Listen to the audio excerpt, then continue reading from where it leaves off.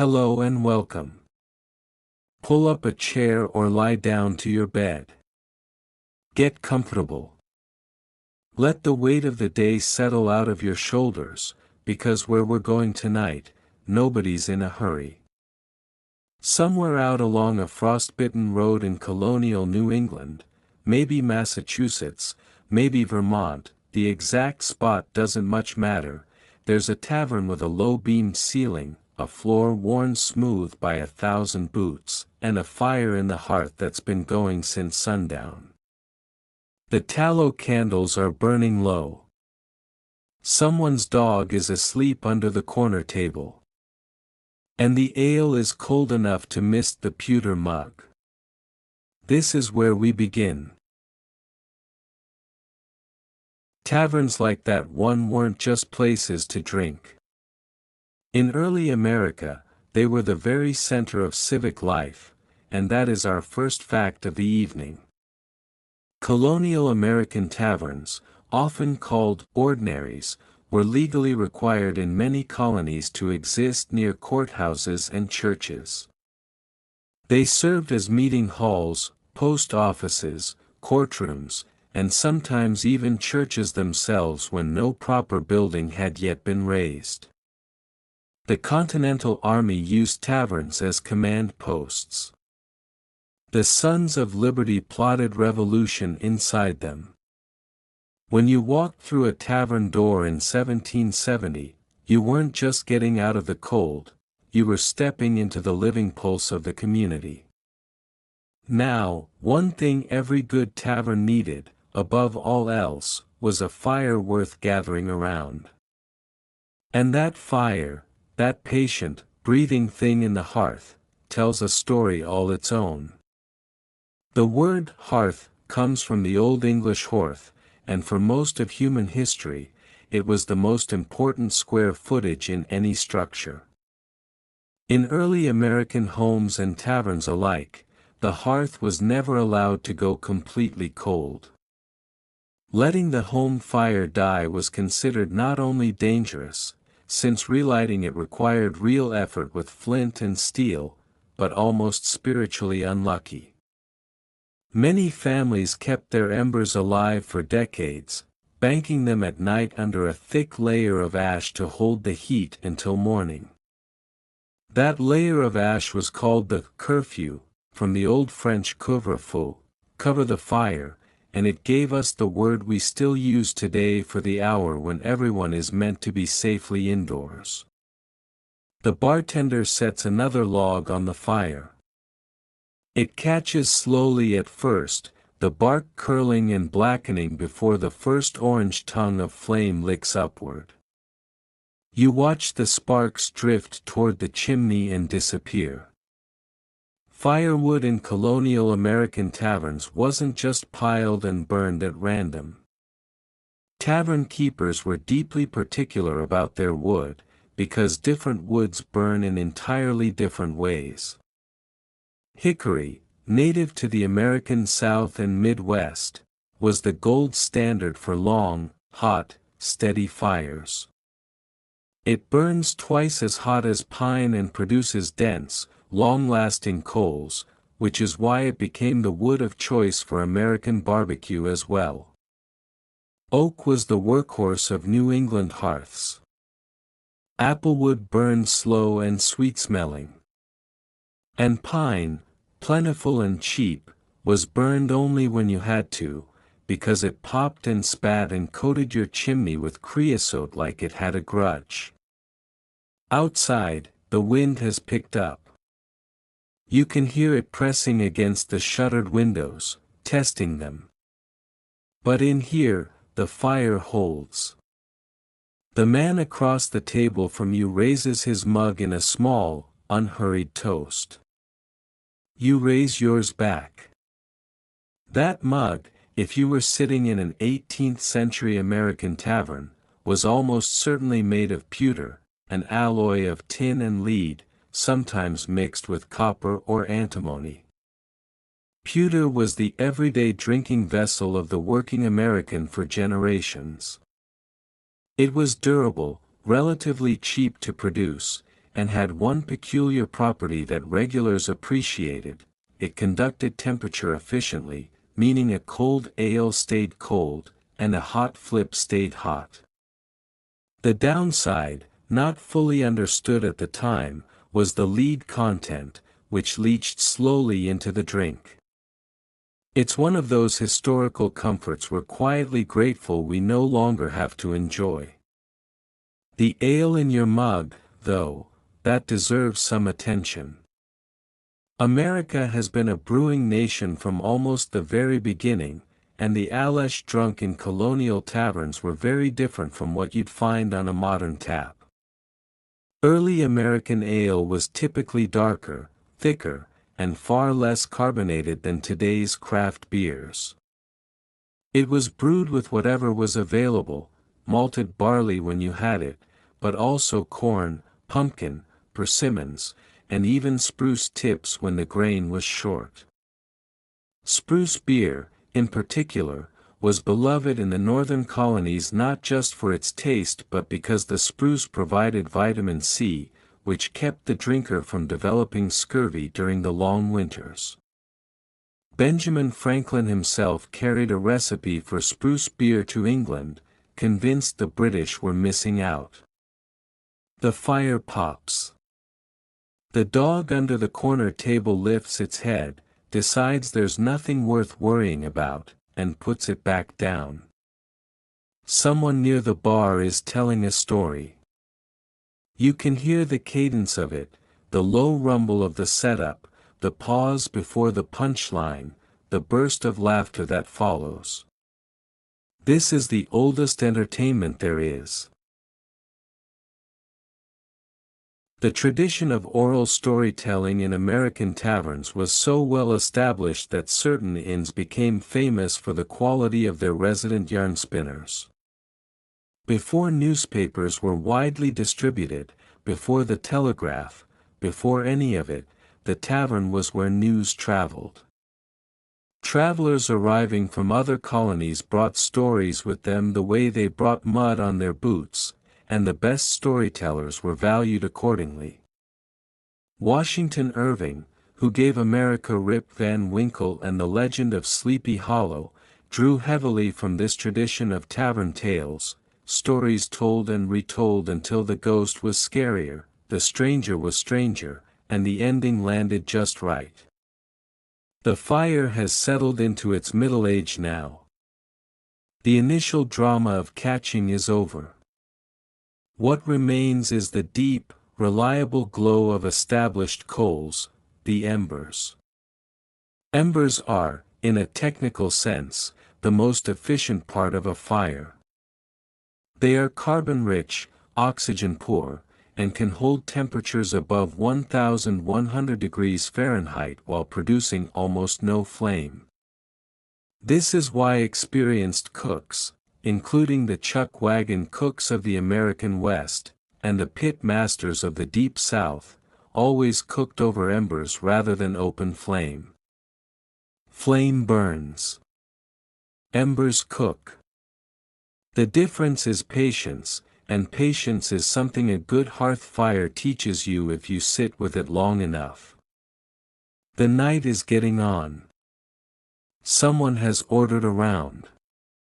The barkeep moves with the comfortable economy of a person who has done this 10,000 times.